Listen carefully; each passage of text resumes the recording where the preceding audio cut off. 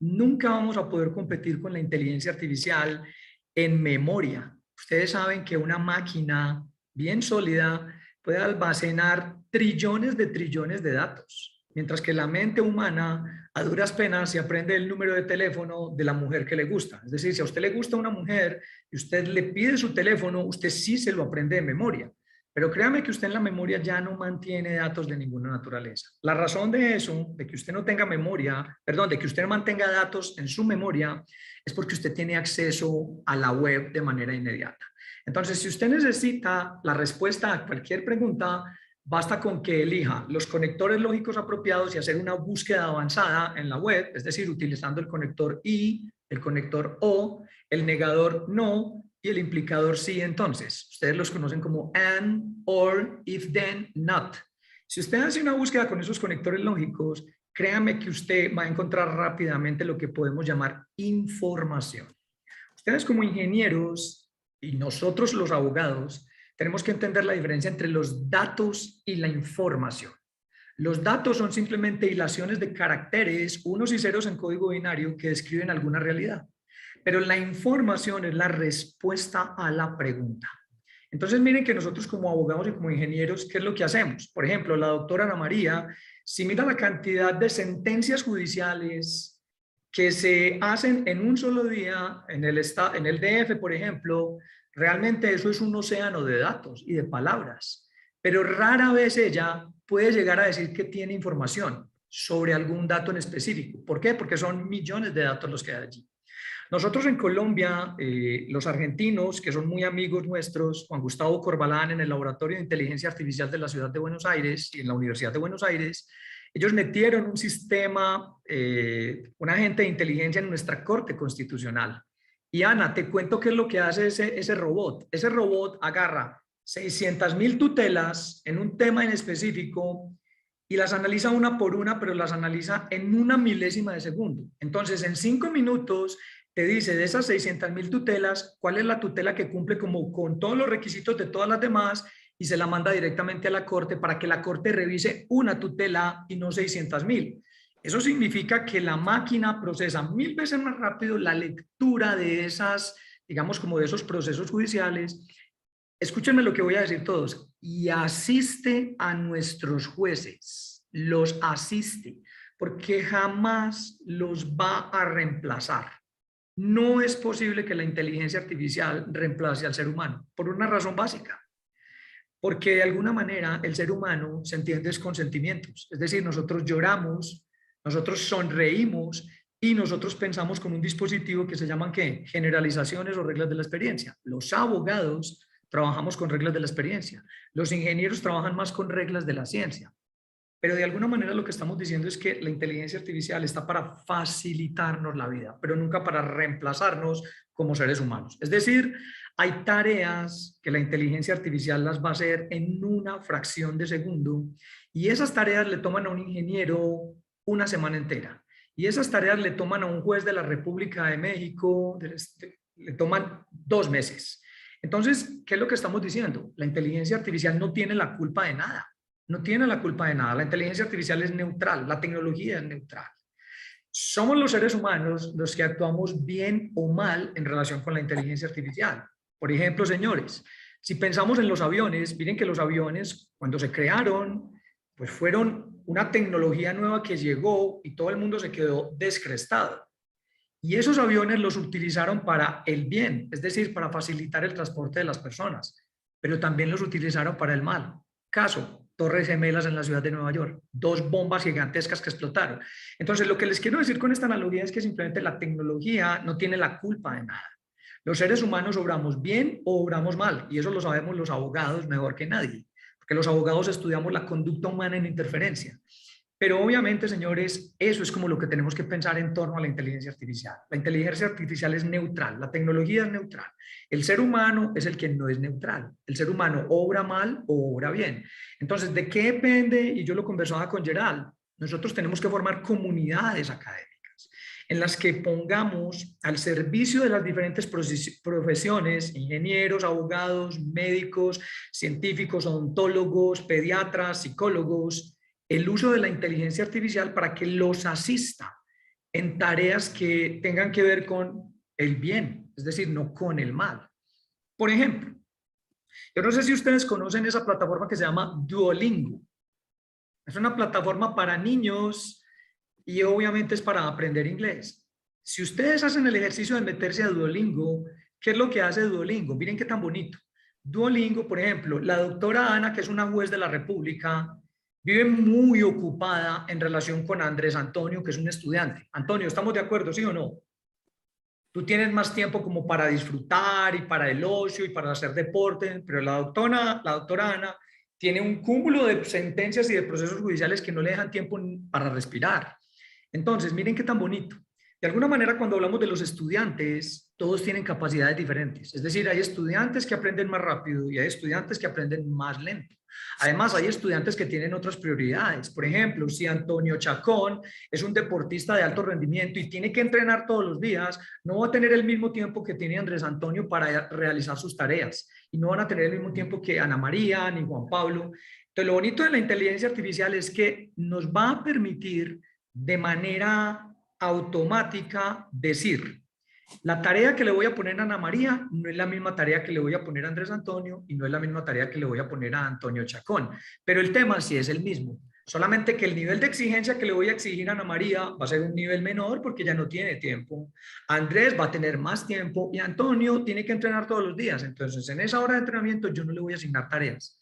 Yo no sé si ustedes entienden a dónde voy. Realmente la inteligencia artificial lo que hace es entregarnos de tal manera que cada uno, de acuerdo a nuestras competencias, podamos continuar y mejorar nuestra vida. Así de sencillo es.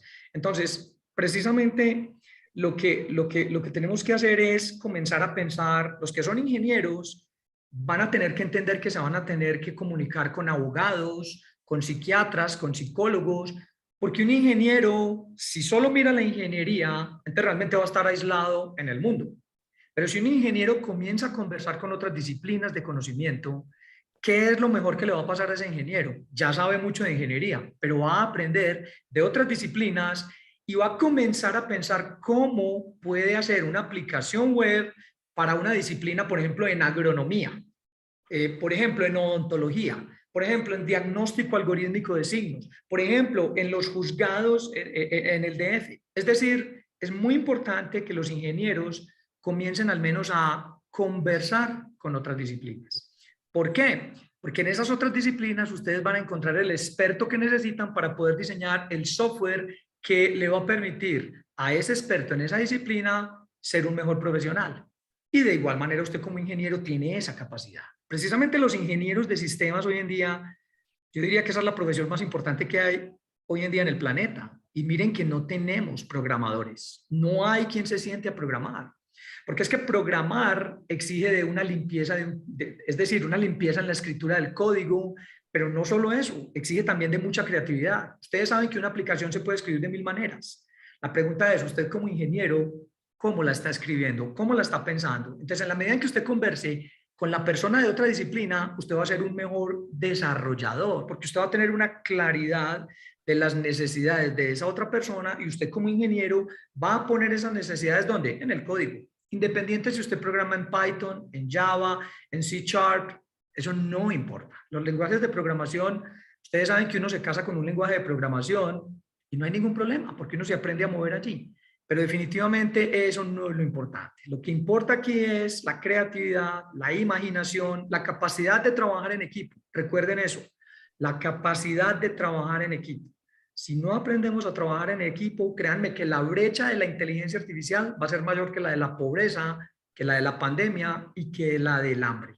Entonces es muy importante que entendamos que la inteligencia artificial no vino a reemplazarnos como seres humanos, sino a reemplazarnos en las tareas que son rutinarias. Las tareas rutinarias son las que va a realizar la inteligencia artificial. Por ejemplo, yo le digo a Ana, hombre, para uno buscar en un expediente judicial, ¿cierto? Un determinado dato, créanme que eso le quita a uno bastante tiempo. Y por ejemplo, los abogados tenemos procesos que son procesos muy complejos, muchachos. ¿Por qué? Porque tenemos varios documentos y miren lo que hay que hacer. En cada uno de esos documentos hay que buscar, por ejemplo, que la identificación del demandante sea correcta en cada uno de 300 documentos. Entonces hay que poner 2 abogados, 2 licenciados, como lo llaman ustedes en México, a que hagan esa tarea y se demoran 10 horas. 10 horas. La inteligencia artificial lo hace en 1 segundo o en 1.5 segundos. Entonces, por ejemplo, hoy en día, y ustedes lo saben más que nadie, el procesamiento del lenguaje natural es algo que tiene que ver con el etiquetamiento del lenguaje. Y ese etiquetamiento lo que le permite a través de machine learning a una máquina, es decir, yo máquina aprendo de ciertos patrones con los que las personas escriben, por ejemplo un juez, por ejemplo un médico cuando hace la historia clínica, entonces de alguna manera yo puedo empezar a interactuar de manera que ese médico, que ese abogado, que ese odontólogo, que ese agrónomo pueda tener más organizado su pensamiento en relación con el proceso de toma de decisiones. Entonces, créanme que ese es como el mensaje, digamos, inicial. Ese es el mensaje como inicial. Y entonces, ya con base en eso, pues, ¿qué les quiero contar? Básicamente, a ver, voy a hablar más como para los ingenieros y para los de otras disciplinas que para los abogados. Ustedes deberán saber que un juez tiene que tomar una decisión. Voy a repetir eso. Un juez tiene que tomar una decisión. ¿Cuál puede ser esa decisión? Por ejemplo, el juez puede decir, hombre, el señor Juan Pablo Heredia es culpable del delito de homicidio. Pero también ese juez puede decir, hombre, el señor Antonio Chacón es poseedor del bien tal. O puede decir, el señor Andrés Antonio Navarro es el propietario de tal bien. Entonces, señores, básicamente los jueces toman decisiones. Pero ¿qué hace un gerente de una compañía? También toma decisiones. Un gerente de una compañía tiene que tomar la siguiente decisión. De acuerdo al inventario que tenemos en la bodega y de acuerdo al pedido que tenemos para dentro de un mes, no vamos a lograr entregar a tiempo esa producción. Entonces miren que él también tiene que tomar una decisión de si compra o no más inventario, o si pide más tiempo, o si pide más recursos. Es decir, siempre estamos tomando decisiones. Por ejemplo, un médico, ¿qué hace? Toma una decisión. Cuando usted va donde un médico, el médico le pregunta a usted que le diga por qué ha ido al consultorio y usted lo que hace es contarle una historia. Pues bien, los abogados le cuentan esa historia al juez también. Le tienen que contar una historia.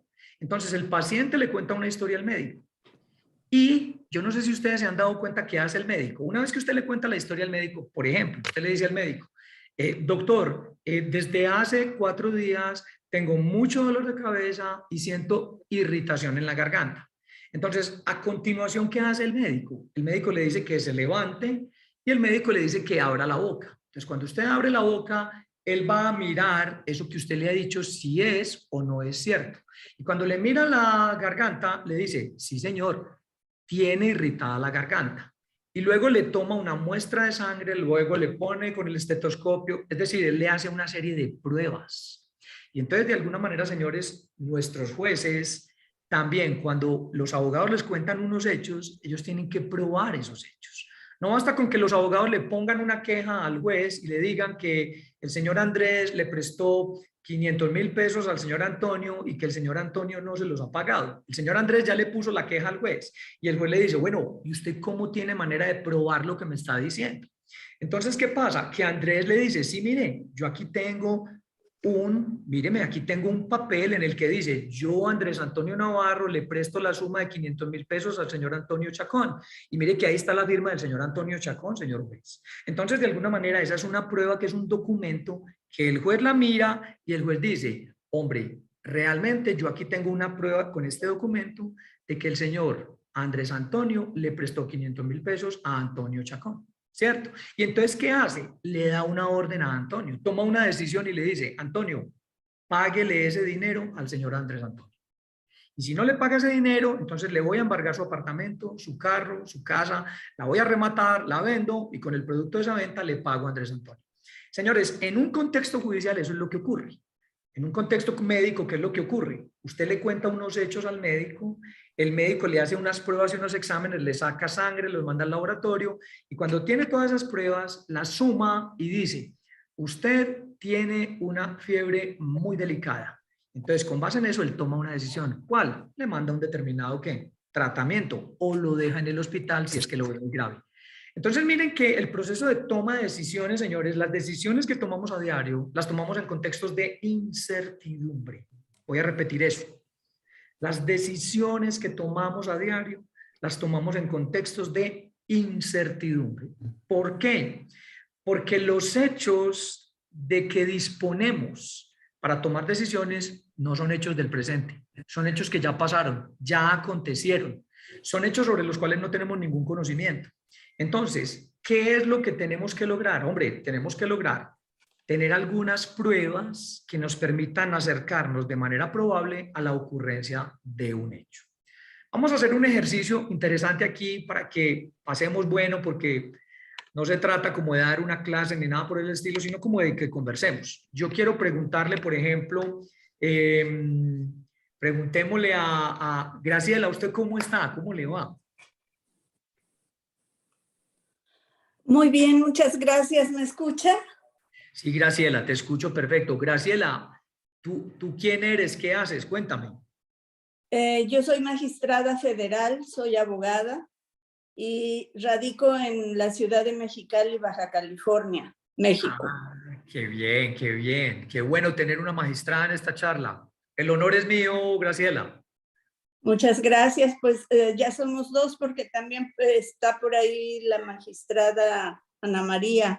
Sí, señor, ya la vi por aquí, ya la vi por aquí. Ajá. Entonces, dado que Ana y Graciela son abogadas, no les voy a preguntar a ellas. Le voy a preguntar, por ejemplo, a Antonio Chacón. Antonio, ¿usted me está escuchando? Sí, ¿me escucho bien? Bueno, sí, Antonio. Entonces, mira, Antonio, escúchame bien. Si tú observas que yo tengo un yeso, si tú observas que yo tengo un yeso en mi brazo izquierdo, ¿qué deducción, qué inferencia realizas como probable? Que le sucedió un accidente y pues, no sé, tuvo un accidente en ese brazo. Pero entonces te pregunto, ¿viste el accidente? No, Exacto. Pero ¿qué es lo que normalmente piensas cuando alguien tiene un yeso en una de sus extremidades, Antonio? Mejor dicho, suponte que nos encontramos ahorita allí y ves que tengo un yeso, ¿qué me preguntas inmediatamente? pues, ¿qué te pasó? Exacto. ¿Y en tu mente cuál es la respuesta? Se cayó. Seguro, me caí. Piénsalo bien. ¿Tú estudias qué? Ingeniería. Se llama licenciatura en tecnologías para la información en ciencias, Perfecto, que es ciencia de datos y eso estoy perfecto. estudiando. Muy importante la ciencia de datos, Antonio. Sí, Antonio, piensa bien porque eso es a lo que nos enfrentamos. O sea, cuando tú ves que alguien tiene un yeso en una de sus extremidades, por ejemplo, en el brazo derecho, si tú tuvieras como una bola mágica que te permitiera decir, digamos que con mayor seguridad, qué es lo que estás seguro que ocurrió, ¿qué podrías decir como que es seguro que ocurrió? bueno, o sea, creo que según yo y hacer como la experiencia que tengo, la mayoría de personas que veo que a lo mejor tienen un yeso, lo más seguro es que se cayeron, según yo, según mi, bueno, mi perspectiva. Ok, entonces te voy a poner otro ejemplo. Suponte, Antonio, que tú miras a lo lejos en la montaña, ¿listo? Y Sí, ves humo. ¿Qué infieres como probable? que se está quemando. Pero entonces cuando me dices que se está quemando, ¿es qué? ¿Que hay presencia de qué, Antonio? De fuego. Exacto, Antonio. Entonces mira qué tan bonito el razonamiento que estamos haciendo, Antonio. Y este razonamiento quiero que lo hagamos porque eso es lo que vamos a mostrar enseguida con inteligencia artificial. Cómo construir inferencias en el proceso judicial. ¿Listo? Sí, Entonces, Antonio, si tú observas humo a lo lejos en el monte, infieres como probable la presencia de fuego. ¿Estamos claros con eso? sí, Muy bien. Antonio, ¿me estás viendo la cara, sí o no? sí. Si tú observas una persona que usa lentes, ¿qué infieres como probable, Antonio? Pues que lo necesita, que sin lentes no puede ver bien. O sea, que tengo problemas de visión. ¿No? ¿Te Sí. parece bien? Antonio, quiero que te escuches el lenguaje que estás empleando para describir esas inferencias, porque eso es muy importante. ¿Por qué? Porque es que el lenguaje es fundamental para que la máquina no comience a pensar en muchas posibilidades. Y cuando hacemos etiquetamiento de datos, cuando hacemos machine learning, tenemos que tener muy claro el lenguaje que empleamos porque así le ahorramos muchísimo camino a la máquina. Aunque hoy en día no tiene sentido ahorrarle camino a la máquina si tienes una máquina muy poderosa. Perfecto. Entonces, Antonio, te voy a hacer otra pregunta. Si una persona tiene sed, ¿qué infieres que probablemente hará? Tomar agua, Perfecto, muy bien. Si una persona tiene hambre, ¿qué infieres como probable que hará? que va a comer. Perfecto. ¿Sí, sí me entiendes para dónde vamos? Mira el razonamiento que estamos haciendo. Míralo. Y sí, Entonces, otra vez. no te Vamos convence. otra vez. Si tú observas un yeso en mi brazo izquierdo, ¿qué infieres como probable? Y la pregunta es para todos, no solo para Antonio. Pues tuvo un accidente, podría ser. Pero sí es un accidente. Mejor dicho, ¿por qué en la mayoría de los casos, casi siempre con frecuencia, te ponen un yeso en el brazo izquierdo? Híjole. Piénsalo, tranquilo, Sí. piénsalo.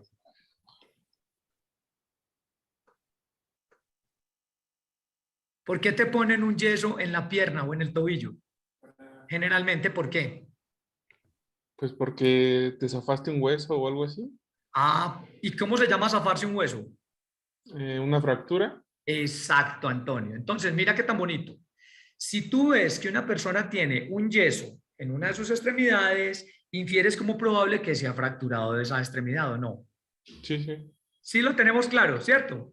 Muy bien. Entonces, señores, con base en ese ejemplo, vámonos con el ejemplo de la fractura. Voy a compartir pantalla con un sistema experto que, pues, hemos creado. Ese sistema experto se llama Juez Inteligente, pero puse el ejemplo para que los que no son abogados entendamos perfectamente de qué se trata y cómo es que podemos asistir al juez, al estudiante de derecho, al fiscal, al abogado litigante, al defensor, a construir inferencias probatorias. Entonces, Antonio, una inferencia probatoria, y bueno, Antonio no, todos, menos los abogados, porque los abogados sí saben qué es esto. Una inferencia probatoria es una operación mental en la que, partiendo de un hecho conocido que percibimos por medio de nuestros sentidos, inferimos como probable un hecho desconocido. Voy a copiar eso en el chat para que les quede allí, señores. Entonces, una inferencia es una operación mental en la que, partiendo de un hecho conocido que percibimos por medio de nuestros sentidos, deducimos como probable un hecho desconocido que no percibimos por medio de nuestros sentidos. Entonces, quiero que miren eso que acabamos de poner en el chat y lo reflexionemos un momento. Ahí está. Entonces, una inferencia es una operación mental, es algo que hacemos en la mente, pero que partimos de algo conocido que vemos, escuchamos, olfateamos, probamos o tocamos e inferimos un hecho que no percibimos, es decir, que no vemos, que no escuchamos, que no probamos, que no tocamos y que no olfateamos. Entonces, miren lo que vamos a hacer, señores. Miren lo que estamos diciendo. Yo estoy diciendo lo siguiente. Si veo una persona con un yeso, lo estoy escribiendo en el chat, en su brazo izquierdo,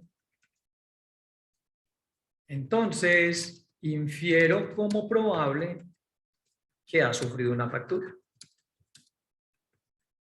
Una fractura. Leamos eso que les acabo de poner en el chat, por favor, que es el ejemplo que le acabo de dar a ¿quién? A Antonio Chacón. Si veo una persona con un yeso en su brazo izquierdo, entonces infiero como probable que ha sufrido una fractura en su brazo izquierdo. Antonio, ¿estamos de acuerdo con eso? ¿Sí o no? Muy bien. Sí, de acuerdo. Perfecto. Le voy a preguntar, por ejemplo, a Andrés. ¿Estás listo? Sí. Andrés, si tú ves que un estudiante en la clase levanta la mano, entonces, ¿qué infieres como probable, Andrés? Infiero que él tiene una duda. Pero más que una duda, ¿que va a hacer qué? ¿Qué va a hablar? Pero va a hablar y le va a decir al profesor ¿qué? Una pregunta. Una pregunta. Entonces, mira qué tan bonito. Si tú ves por medio de la vista que un compañero tuyo levanta la mano en clase, ¿tú qué piensas en tu mente? Dices, va a preguntar probablemente, ¿sí o no? Sí. Pero mira que fuiste más allá y dijiste, tiene una duda y va a preguntar. O sea, va a preguntar porque tiene una duda. Entonces, mira qué tan bonito, Andrés. De algo que tú percibes, puedes inferir como probable algo que no percibes. Y eso para nosotros los abogados y eso para nosotros los jueces es fundamental. Porque nosotros, los abogados y los jueces, tenemos que pensar con unas reglas que no son reglas científicas como las que usan los ingenieros, sino que son unas reglas que se llaman reglas de la sana crítica. Y las reglas de la sana crítica no son otra cosa que las reglas de la racionalidad en la que empleamos razonamiento inductivo, no razonamiento deductivo, sino razonamiento en términos de probabilidades. Entonces es muy importante que entendamos eso, señores. Voy a poner otro ejemplo. Le voy a preguntar, por ejemplo, a Juan Pablo, ¿tienes manera de hablarnos? Sí, Bueno, Juan Pablo, te pregunto, si una persona que no tiene hambre le ofrecen algo de comer, entonces probablemente, ¿qué crees que va a decir? que no tiene hambre, o sea, no lo va a aceptar y va a decir que no tiene hambre. Va a decir que no, gracias. Dice, no, gracias, no tengo hambre. ¿Sí me entienden? Entonces, señores, es muy importante que aprendamos a conectar hechos conocidos con hechos desconocidos. Voy a mostrarles entonces una aplicación que tenemos que se llama Juez Inteligente y allí les voy a mostrar el ejemplo de la fractura. No les voy a mostrar un proceso judicial todavía, ni les voy a mostrar inferencias probatorias en el proceso penal o civil, no. Voy a mostrarles estos pequeños ejercicios, cómo me los imaginé yo desde, no del derecho, sino desde la lógica, y con eso me puse a conversar con los ingenieros para que ellos me ayudaran a crear un sistema experto que le permitiera a los jueces, a los fiscales, a los abogados, a los defensores construir inferencias probatorias. Pero primero necesitaba como que ustedes entendieran qué es una inferencia probatoria. ¿Listo, muchachos? Entonces, vámonos, voy a compartir pantalla y voy a mostrar ese sistema experto por el cual Gerald me ha invitado a esta reunión con ustedes hoy. Entonces, déjenme comparto la pantalla.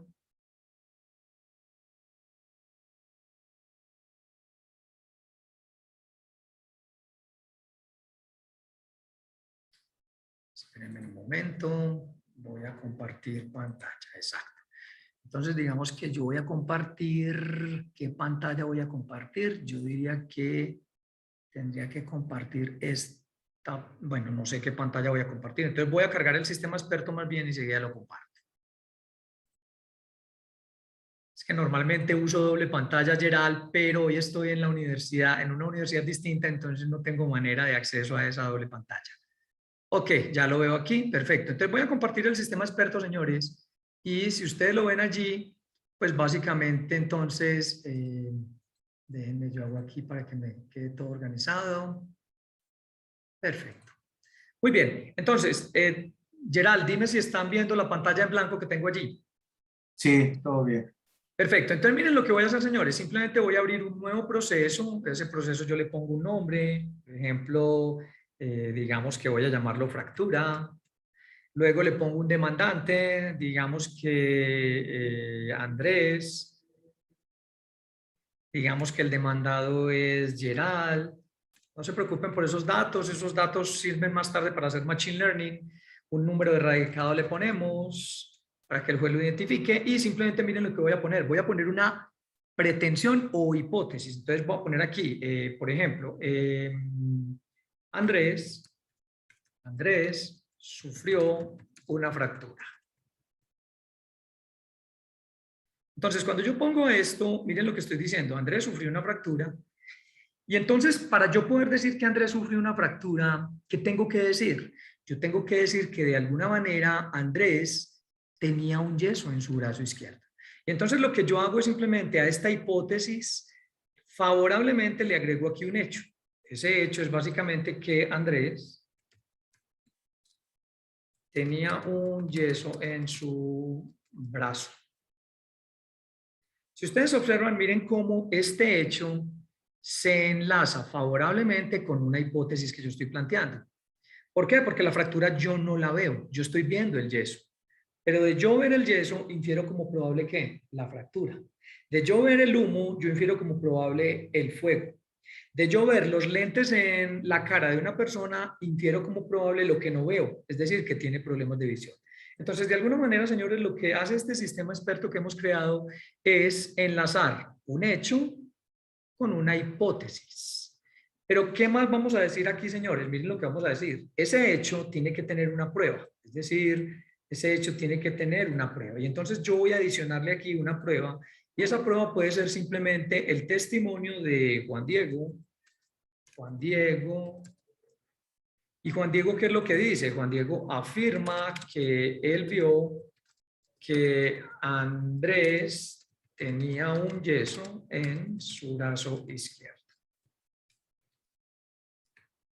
Entonces, miren cómo la prueba se va a enlazar con el hecho. Si ustedes observan, básicamente esto es lo que hace nuestro sistema experto. Voy a explicarlo aquí un poquito en detalle. Miren lo que tenemos. Tenemos un hecho. Miren, el hecho aquí está. Pero ese hecho tiene que tener una prueba. Y ese hecho le permite a un juez inferir como probable un hecho que él no conoce. ¿Por qué? Porque los hechos que el demandante y el demandado le traen a un juez al proceso judicial son hechos del pasado. Hechos que ya ocurrieron, hechos sobre los cuales el juez no tiene ningún conocimiento. Entonces, el único conocimiento que puede tener el juez en relación con la ocurrencia de este hecho que les estoy moviendo en la pantalla está relacionado con la prueba de ese hecho. Entonces, por ejemplo, miren que aquí tenemos a Juan Diego como prueba, miren a Juan Diego aquí como prueba testimonial, es un testimonio, Juan es un testigo en un proceso que va a decir lo siguiente: señor juez, yo vi que Andrés tenía un yeso en su brazo izquierdo. Es decir, va a narrar un hecho. Entonces yo aquí tengo la prueba, miren la prueba testimonial de un hecho.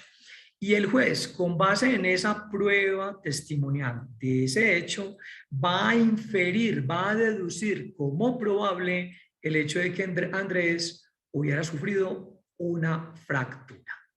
Entonces, esta es, digamos que la esencia con la que trabaja el sistema experto que yo he creado con dos ingenieros, un ingeniero experto en programación, lo desarrollamos en Python, es decir, el backend está en Python y el frontend lo estamos haciendo en React. Y de alguna manera con una ingeniera experta en Machine Learning, pero también experta en lógica difusa. Yo necesitaba tener una persona que fuera experta en lógica difusa, ya les voy a explicar por qué, señores. Entonces, miren lo que tengo aquí, señores. Tengo una pretensión o hipótesis, tengo un hecho que favorece, miren que ese hecho se está pegando favorablemente, miren que aquí hay una F, es decir, este hecho favorece esta hipótesis, pero ese hecho tiene que tener una prueba. En este caso tenemos una prueba testimonial. Pero yo también, ¿qué puedo tener? Puedo tener una prueba documental. Voy a agregar una segunda prueba y la prueba no va a ser testimonial, sino documental. Entonces, por ejemplo, un video, y en ese video se observa que Andrés tiene un yeso. Se observa que Andrés tiene un yeso en su brazo. Entonces, miren que ya no tendría una sola prueba, sino que tendría dos pruebas. Miren ahí, señores, cómo estoy pegando dos pruebas favorablemente a este hecho. Y ese hecho favorece ¿qué? La hipótesis o pretensión. Pero yo también puedo tener ¿qué? Otros hechos. Entonces yo puedo seguir adicionando aquí hechos. Por ejemplo, un hecho podría ser también que Andrés sufrió una caída tremenda. Lo que nos decía ahorita nuestro querido Antonio. Entonces tenemos otro hecho y miren cómo ese hecho también favorece esa hipótesis o pretensión.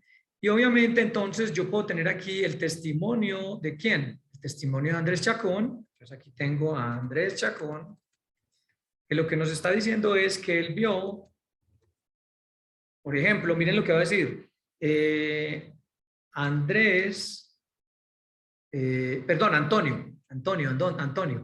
es el testimonio de Antonio, el que se quebró la mano fue. Entonces Antonio dice que vio cuando Andrés cayó aparatosamente y se quejaba a gritos del dolor en su brazo. Entonces miren qué tan chévere, tenemos una prueba testimonial del señor Antonio Chacón, pero miren que el hecho es diferente. Miren que tenemos dos hechos. Un hecho es que él tenía un yeso en su brazo y otro hecho es que él sufrió un accidente. Si miramos estos dos hechos, miren que estos dos hechos favorecen, miren arriba, favorecen, están pegaditos de la F, de la hipótesis que estamos planteando de que Andrés sufrió una fractura. ¿Y qué es lo que tenemos? Tenemos dos pruebas, una testimonial, la de Juan Diego, y otra documental de video, que lo que hacen es probar el hecho de que Andrés tenía un yeso en su brazo. Entonces yo miro un video y veo que Andrés tiene un yeso en su brazo. Entonces yo viendo ese video, ¿qué digo? Infiero como probable que él sufrió una fractura. Pero si también tengo un testigo, ¿cierto? Que es Juan Diego, que dice, yo vi que Andrés tenía un yeso en su brazo izquierdo, entonces de alguna manera eso también me permite inferir como probable que Andrés tenía una fractura. Pero también puede ser que yo no vea el yeso, sino que tengo otro hecho, y es antes de que le pusieran el yeso en la clínica, hubo un testigo que fue Antonio Chacón, que vio cómo Andrés se cayó aparatosamente y se levantó quejándose de su brazo.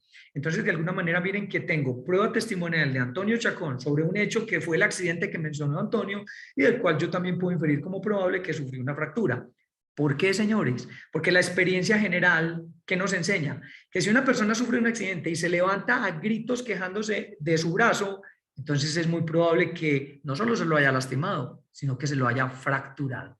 Entonces, la intensidad del dolor con que se levantó Andrés de alguna manera le permite a Antonio Chacón inferir como probable que realmente se fracturó, no solo que se lastimó ahí débilmente, sino que realmente, porque una fractura duele muchísimo, señores. Entonces, esta es la manera como nosotros estamos diciendo que esto que ustedes ven aquí es simplemente un sistema experto, es un software que asiste a los jueces, a los fiscales, que asiste a los abogados, digamos que en la construcción de estas inferencias probatorias. Y le voy a explicar a los ingenieros por qué.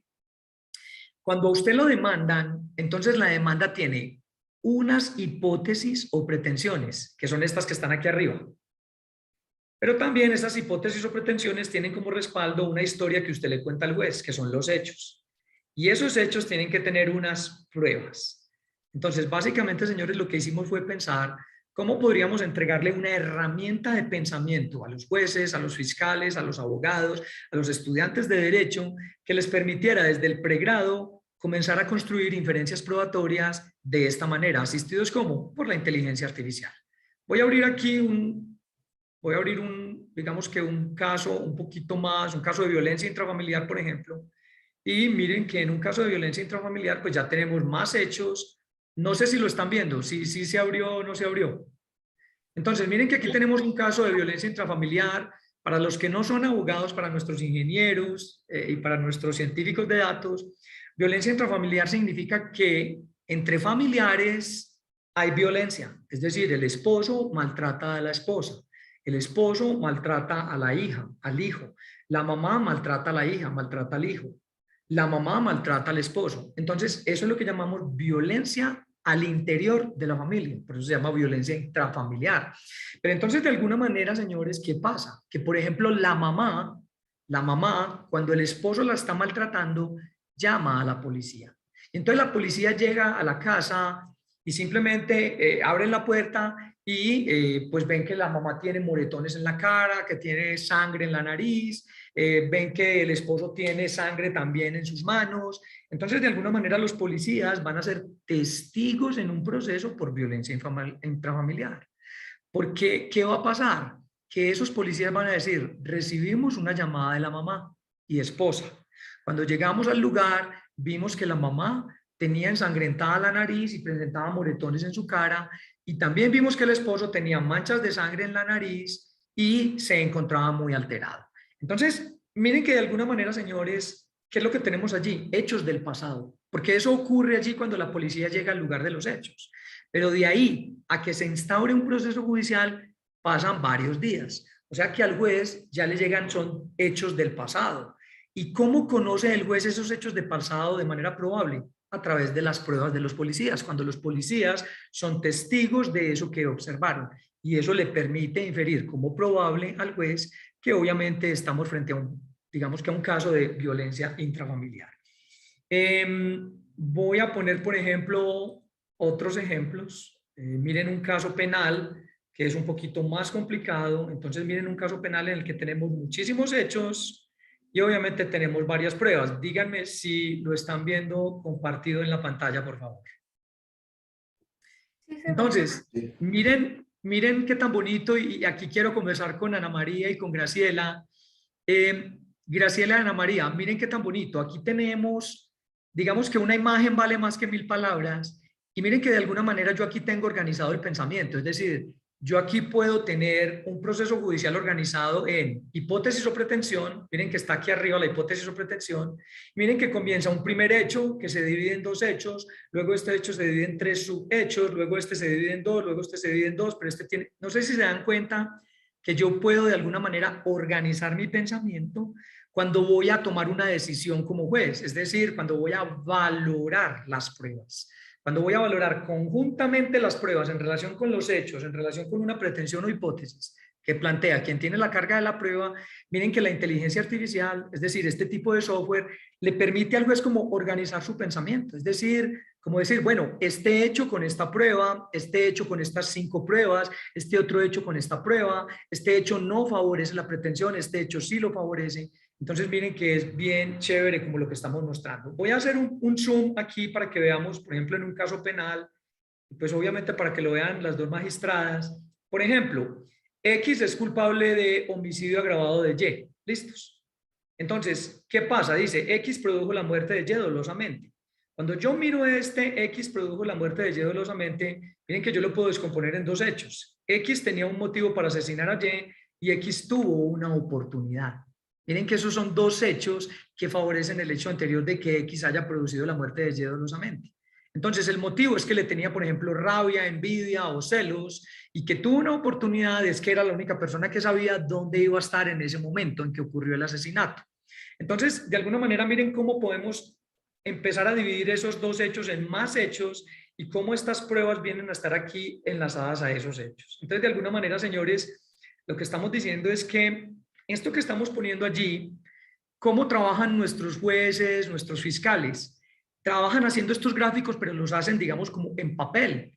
Un magistrado, un juez, lo que hace es tomar la pretensión o hipótesis y luego mira cuáles son los hechos relevantes, es decir, cuáles son los hechos que favorecen esa pretensión o hipótesis. Y luego lo que hace es pegarle a esos hechos unas pruebas, determinadas pruebas. La pregunta que nosotros nos estamos haciendo desde hace mucho tiempo es, bueno, ¿y cómo hacemos para valorar conjuntamente todo eso? Miren que esa es una tarea que es muy difícil. Entonces, si uno le pregunta a una magistrada como Graciela o como Ana María, ellas me van a decir, sí, nosotros sí valoramos todo eso, nosotros hacemos todo ese trabajo que usted está poniendo allí, solo que nos podemos demorar una semana. Y si es un caso muy difícil que lleva 5 años, puede que nos demoremos 1 mes o 2 meses. Pero pilas, en la valoración de la prueba, en la valoración. Es decir, en el momento cuando el magistrado se sienta solo en su escritorio a valorar cada una de las pruebas y luego todas en conjunto. Entonces, de alguna manera lo que estamos proponiendo, y muy rico que estén las 2 magistradas aquí, es precisamente esto. Estamos proponiendo un software que en cada una de las etapas de la actividad probatoria le permite ir llenando los datos de cada hecho y de cada prueba a el juez. Las 2 magistradas deberán saber que tenemos una etapa de la actividad probatoria que se llama el desahogo o la práctica de la prueba. Y ustedes deberán saber que en la práctica de la prueba o el desahogo, ¿qué es lo que hace el juez? El juez valora la credibilidad del testigo, valora la credibilidad de la parte, valora la credibilidad del perito. Entonces, de alguna manera, eso es muy bonito porque el sistema experto le permite al juez decir, ¿qué tan probable es que lo que dijo este testigo sea cierto? Si fue veraz, fue objetivo, no estuvo sesgado, no se contradijo, fue observacionalmente sensible. Entonces uno dice, hombre, ¿qué tan probable es que lo que dijo sea cierto? Muy probable. Pero en la etapa de la ordenación, cuando el juez decreta o admite las pruebas que le son propuestas por las partes, él se hace otra pregunta. Él dice, si esta prueba es cierta, ¿qué tan probable es el hecho? Entonces asigna un valor de pertinencia y admite o inadmite la prueba, o la decreta o no la decreta. Pero ya va haciendo un trabajo ordenado en cada una de las etapas de la actividad probatoria. Y al final, lo único que tiene que hacer en la valoración conjunta es hacer clic, porque ya hizo organizadamente todo el trabajo en cada una de las etapas anteriores, es decir, en la proposición, en la ordenación y en el desahogo. Cuando llega a la valoración, él ya tiene llenos todos los datos que necesita para que el sistema experto de alguna manera le entregue una respuesta en términos de probabilidades. Y eso lo voy a explicar a continuación. Voy a explicar a continuación esto y voy a quitar estas pruebas. Déjenme, yo quito estas pruebas de acá para que lo hagamos sencillito y lo entendamos todos. Entonces, miren que tenemos, volvamos a nuestro ejemplo de la fractura. Díganme si lo están viendo allí, el ejemplo de la fractura. Muy bien, miren lo que voy a hacer. Lo que voy a hacer es algo novedoso y es lo que estamos planteando, digamos que aquí en mi ciudad, aunque aquí en Colombia no me hagan caso, pero bueno, esperemos que en México me hagan caso Graciela y Ana María. Entonces, los ingenieros atentos con lo que voy a decir y los abogados atentos con lo que voy a decir porque es algo novedoso. Miren lo que voy a decir. Miren el hecho. Este es el hecho. El hecho es que Andrés tenía un yeso en su brazo izquierdo. Entonces, yo voy a poner aquí, voy a preguntarle, por ejemplo, a Andrés, que no es juez ni es abogado. Andrés, ¿estás listo? Sí, listo. Muy bien. Andrés, ¿estás viendo el hecho que estoy moviendo? Míralo, lo estoy moviendo en gris. Sí. Léeme qué dice ahí. Léeme qué dice. Andrés tenía un yeso en su brazo. Ok, ahora estoy moviendo la hipótesis o pretensión. Dime cuál es la hipótesis o pretensión. Andrés sufrió una fractura. Entonces, te pregunto a ti que no eres juez. Pilas. Andrés, dime, si este hecho, es decir, si el hecho de que Andrés tenía un yeso en su brazo es cierto, si eso es cierto, si supones que eso es cierto como ingeniero, dime qué tan probable es que haya sufrido una fractura. ¿Poco probable, probable o muy probable? Es probable. Entonces asignémosle un valor de relevancia de probable. Entonces mira qué tan bonito. ¿Estás viendo que escribí aquí en relevancia probable? Sí. Entonces mira qué tan bonito, Andrés. ¿Qué es lo que tú me estás diciendo? Mira qué tan bonito. Voy a irme aquí a mano derecha. No sé si están viendo aquí a mano derecha que dice, pasa que yo creo que está muy pequeño, pero dice regla de la experiencia. No sé si ven aquí una regla de la experiencia. ¿No se lee bien o sí? Sí se lee, Andrés. Eso, Andrés, léeme esa regla de la experiencia. Si el hecho de que Andrés tenía un yeso en su brazo es cierto, entonces es probable que la pretensión que Andrés no alcanzo. Entonces es probable la pretensión de que Andrés sufrió una fractura. Porque tú dijiste que era probable, ¿sí o no? Sí. Exacto, le voy a preguntar a Graciela. Graciela, si el hecho que Andrés tenía un yeso en su brazo es cierto, ¿qué tan probable es que haya sufrido una fractura? ¿Estás de acuerdo con el probable de Andrés o le pondrías muy probable?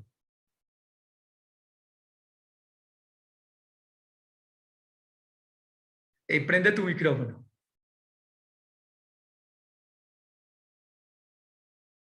Perdón, sería muy probable para mí. Exacto, entonces miren, aquí tenemos a una juez que está diciendo, entonces voy a cambiar el valor de probable a muy probable. Mira, lo voy a cambiar. ¿Ya lo viste como muy probable ahí? Claro. Entonces leamos la regla de la experiencia. Si el hecho que Andrés tenía un yeso en su brazo izquierdo, en su brazo es cierto, entonces es muy probable que Andrés sufriera una fractura. ¿Te parece bien esa regla de la experiencia, Graciela? Sí. Entonces, ¿qué le quiero decir a los ingenieros? Nosotros los abogados trabajamos con esto que se llaman reglas de la experiencia. Las reglas de la experiencia hacen parte de los criterios de racionalidad que tenemos que emplear los abogados, los fiscales y los jueces para poder inferir como probable esa fractura. ¿Listos? Entonces, quedémonos quietos allí, quedémonos quietos. Ya nuestra juez Graciela le asignó un valor a este hecho, dijo, este hecho es muy relevante, porque miren que dice que hace muy probable la pretensión. Entonces nos está diciendo que es un hecho muy importante, muy relevante. Pero vamos a mirar la prueba de ese hecho. ¿Listo? Entonces, Ana María. Sí, sí, profesor. Diga. Dime Orión. Orión. Entonces, Sí. Ana María, mira qué tan chévere. Mira lo que te voy a decir. Juan Sí. Diego como testigo, ¿qué es lo que está diciendo? Juan Diego afirma que él vio que Andrés tenía un yeso en su brazo izquierdo. ¿Listo? Sí. Entonces, te pregunto, voy a asignar la pertinencia a esta prueba, te pregunto, si lo que dice Juan Diego, es decir, si lo que dice, que afirma que él vio que Andrés tenía un yeso en su brazo izquierdo, si eso fuese cierto, si le creyéramos mucho a él, ¿qué tan probable sería el hecho de que Andrés tenía un yeso en su brazo izquierdo? Entonces, te voy a preguntar, poco probable, probable, muy probable, casi cierto o cierto. Sí, muy probable. Entonces, digamos que nuestra web le asigna un valor de muy probable. ¿Lo estás viendo allí en la pertinencia? Sí. Perfecto. Entonces, señores, miren los ingenieros cómo pensamos los abogados. Aquí tenemos un hecho muy relevante. Miren, tenemos un hecho muy relevante en relación con una pretensión o hipótesis, pero ese hecho muy relevante está soportado con una prueba muy pertinente. Voy a repetir eso. Tenemos un hecho muy relevante, miren que su relevancia es muy probable, pero ese hecho tiene como soporte una prueba testimonial de Juan Diego que es muy pertinente, es decir, es muy importante esa prueba. Pero supónganse que en el proceso judicial interrogamos a Juan Diego. Miren pues, interrogamos a Juan Diego. Y resulta que Juan Diego es muy mentiroso, resulta que Juan Diego se contradice, Resulta que Juan Diego es muy evasivo. Entonces le pregunto a Graciela, Graciela, si Juan Diego se contradijo, fue evasivo, mentiroso, ¿qué tan probable es que lo que afirmó sea cierto? ¿Poco probable, nada probable, muy probable? Poco probable. Entonces, ¿qué va a hacer Graciela? Va a asignar un valor de credibilidad de poco probable a esa prueba testimonial. Graciela, ¿estás viendo la pertinencia y la credibilidad de la prueba? Sí, sí, la veo. Entonces, miren qué tan bonito lo que tenemos. Tenemos un hecho muy relevante en relación con la pretensión o hipótesis. Y ese hecho muy relevante está soportado sobre una prueba que es muy seria, muy pertinente, pero muy poco creíble. ¿Sí entienden lo que estamos haciendo? Entonces, esta es la novedad de nuestro sistema experto. ¿Cómo calculamos el valor que esta prueba le da a este hecho? Es decir, lo que los jueces, fiscales y abogados llamamos el valor probatorio, el mérito probatorio, la eficacia probatoria. Entonces, el peso probatorio que esta prueba testimonial de Juan Diego le da a este hecho va a ser el menor valor entre su pertinencia y su credibilidad. Entonces, miren, cuando lo calcula el sistema experto, él lo calcula como poco probable. Miren que él lo calculó automáticamente como el menor valor de los dos. ¿Por qué, señores? Porque yo puedo tener una prueba muy importante, pero muy poco creíble en relación con un hecho. Entonces, yo no puedo otorgarle un peso el más elevado de los dos porque estaría sobrevalorando la prueba. ¿Listos? No sé si alguien iba a hablar por ahí, qué pena. Vamos bien. Los ingenieros están entendiendo y los analíticos de datos.